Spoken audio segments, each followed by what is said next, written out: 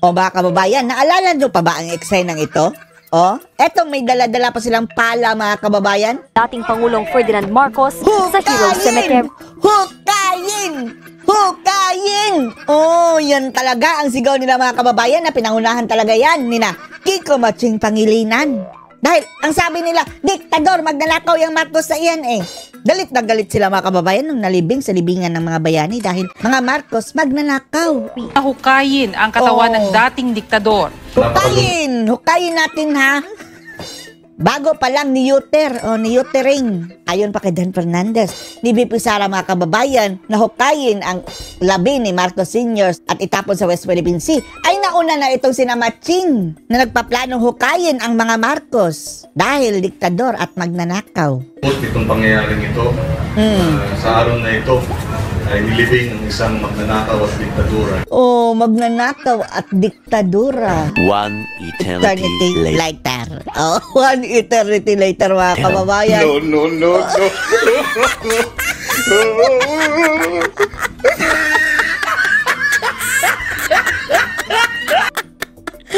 Ay, naku! Ay, Diyos mio! Hukayin pa mo. Hindi natin sukat akalain mga kababayan na ilang taon lang ang lumipas ay nakiparty na ang Matching sa Palasyo Malacanang. Oh, Diyos mio mga kababayan. Kompleto na sila. As in, kompleto na talaga mga kababayan ang mga animal dyan sa palasyo. Di ba may mga buwaya, may mga kuting, may mga ahas, mayroon na ngayong Matching. Mayroon ding mga baboy mga kababayan, hindi natin sasabihin kung sino. Mayroon ding balyena, at may kabayo pa. Oh, si Petrang Kabayo, vice ganda mga kababayan. Ang dakilang pinklawan. Oh, nag-bash noon kay Marcos mga kababayan noon. Nung nangangampanya pa sila kay Robredo. Grabing bash nila mga kababayan sa Marcos. Ngayon, nakaparty na sa Malacanang ang kabayo. Petrang Kabayo. May Matching. Oh, eto mga kababayan. May palaka. Maraming buhaya. May ahas, balyena, at iba't iba pang mga animal mga kababayan. Nagsama-sama na sila. Dito sa another party na naman mga kababayan ng Palasyo Malacanang. Diyos mio, walang katapusang party mga kababayan. Matapos sabihin ni BBM na huwag kayong magwaldas ngayong Pasko dahil maraming nasalanta ng bagyo. I-donate nyo na lang yung pera kaysa magwaldas kayo. Oh! For the second time around mga kababayan. This December, di ba una yung nagpailaw lang ng Christmas tree, nagpa-party. Ngayon, another party para doon sa mga artista. Anyway, feeling artista na kasi ito si Madam Lisa Araneta Marcos mga kababayan Feeling niya, ka-level na niya, sina Hello, Love, Goodbye. Ito sina Catherine Bernardo mga kababayan. O, tingnan nyo ha. Mayroon talagang special screening mga kababayan kasama si Admiral sa Hello, Love, Goodbye. Diyos mio. O, paiyak-iyak pa. Ang asim naman ng mukha. Ay naku mga animal na to. Walang katapusang party talaga mga kababayan sa Palasyo Malacanang. O, tingnan nyo ha. Second party na ito ngayong Disyembre lang mga kababayan ha. Ginastusan ng milyon-milyon ang daming artista mga kababayan. At parang asa production na talaga mga kababayan. At yung mga kakamping, sama-sama na silang babangag muli dyan. Oh, Diyos mio. Oh, yung mga sigaw na diktador, magnanakaw. Ayan na sila lahat mga kababayan, sina Vice Ganda. Mga pinklawan. Mga ABS-CBN. Oh, ito si Julina ba yan? Pati si Vice Caballo Ganda. Oh, Shasha Padilla. Magkano ang talent fee niyan? Diyan ba napunta yung dapat sana ipang-subsidy sa PhilHealth? Dahil mga kababayan sa halip na ibigay sa PhilHealth, wala, hindi binigay. So saan napunta dito sa mga itchichibroching ito? Kawawa naman ang mga may sakit mga kababayan, nauna pa ang konserto. Sige, happy oh. Ang dami talaga mga kababayan. Oh, party. Oh, andyan ang mga artista mga kababayan. Oh, andon si Petrang Kabayo mga kababayan, Vice Ganda. Not so long ago, Vice Ganda, naalala pa namin yung mga patama mo. Tapos, ang sabi mo pa, ang evil daw mga kababayan, yung kumuha ng pera ng PhilHealth. Tapos, andyan siya, nakiparty sa nagkumuha ng pera. Smio. Oh, Vice Caballo. Oh, andyan si Admiral mga kababayan, ang kanilang leader, si Ngag-Ngag. Sama-sama silang babangag muli. Kantahan. Grabe, Tingnan nyo si Admiral mga kababayan. Sarap ng buhay First Lady at buhay Presidente dahil dinala na namin ang konsyerto dito sa Palasyo Malacanang gamit ang pera ng taong bayan. Huwag niyong sabihin mga kababayan, galing sa kanilang bulsa yan. Gastos lahat yan ng pera ng taong bayan.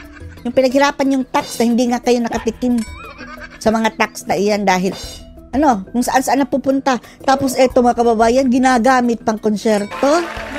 Sila lang, ang natuwa mga kababayan. Palaging may party sa Malacanang. Fireworks. Anyway, it's dami, andyan, Kiko Matsing. Sino pa ba ito? Sharon Cuneta, Vice Ganda. Ang daming artista. there are a lot of superstars in the audience. It's thrilling. A lot of superstars. Magkano talent sa bawat isa? Si Vice Ganda lang, kano na yan? At mga taga-produksyon. Para lang Diyos makapaghatid mio. ng dekalidad na Wow! produkto. Di kalidad na konserto dyan sa Palasyo. Luhod lahat mga kababayan. Ay nako. Sa kabila naman ito, Ang kakapal ng mga mukha, no?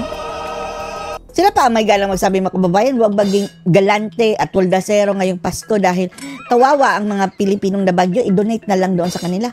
Sila na unang nagwaldas. Wow,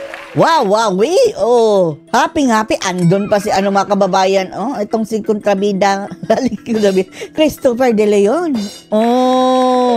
Si Milyonaryo, sama-sama tayong maging Milyonaryo Robles. Si Charis Pempenko, si Sandra Marcos. Vice Ganda!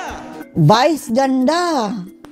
Sina Vice Ganda! Magkano talent si Vice Ganda? Gladys Reyes. Bacoy de Santos. Wow! Grabing mga artista mga kababayan. Ito ba ang sinasabi niyong simpleng Pasko? Simple pa sa kanila ito mga kababayan, Ngayon lang nangyayari mga kababayan, minsan hindi nagpa-party si Pangulong Duterte dyan sa palasyo ng ganyan. Eto, hindi lang isa, hindi lang dalawa, kundi lampas na, mio. Pang ilan na ba ito mga kababayan na konsyerto? Aside pa yan sa mga gatherings mga kababayan, karte si lahat lang mga bangag dyan. Para sa pelikulang The Kingdom. Wow! Sue Ramirez, Christine Reyes. Sue Ramirez. Pascual. Andyan, mga artista. At Mga karamihan sila mga pinklawan. Unipink na mga kababayan, para sa pelikulang Uninvited. Uninvited. Kami na yun. At sabi pa mga loyalist tayo mga kababayan, inggit lang kayo. Diyos mio, hindi kami naiinggit. Naiinis kami dahil pera na yan ng taong bayan. Kayo lang ang nag-enjoy. Anong karapatan yung ilustay yan? Mga loyalistay talaga, At Mr. Agamula. Agamulak pa mga kababayan. Ang ganda. Ang ganda nito, Magkano talent pin niya dyan? Daming pera ng Pilipinas mga kababayan, Pabunggahan. Pabunggahan. Diba dati-rati? Mayroong fashion show din dyan sa Palasyo. Grabe. Hindi pa yung kasali sa mga concert mga kababayan. Fashion show. Eto, Diyos me, ayan na ang, Diyos me, balita namin mga kababayan, ang nanalo sa fashion show, yan daw, yung nakadaster mga kababayan. Grabe, bakit ganyan ang, ewan lang natin wag na lang tayo mangutya dahil pagtanda natin mga kababayan, bakit ganyan din mangyayari sa ating katawan na magiging parang, na rin tayo, ganyan. Tuwang-tuwa ang palaka. Wow, beso-beso.